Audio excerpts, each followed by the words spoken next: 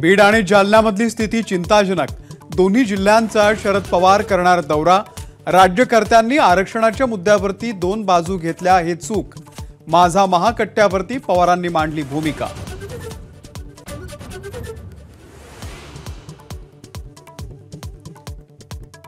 कोल्हापुरात पंचगंगा नदीची पातळी वाढल्याने अनेक भागांमध्ये पाणी। जिल्ह्यातील 98 बंधारे पाण्याखाली। राधानगरी धरणाचा एक दरवाजा बंद झाल्याने दिलासा।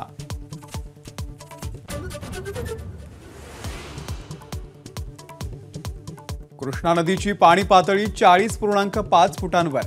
पावसाचा जोर वाढल्यास पुराचा धोका। जिल्हा प्रशासनाकडून सर्व यंत्रणा सज्ज।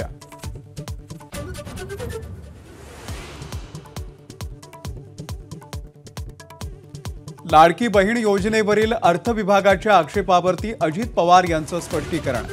त्या बातम्या निराधार। महाराष्ट्रामध्ये पैशांची कमी नाही, अजित पवारांचं ट्विट।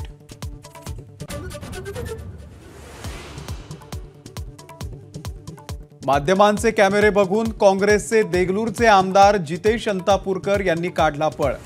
विधान परिषद निवडणुकीमध्ये अंतापूरकरांनी क्रॉस वोटिंग केल्याचा संशय। एबीपी माझा, उघडा डोळे बघा नीट।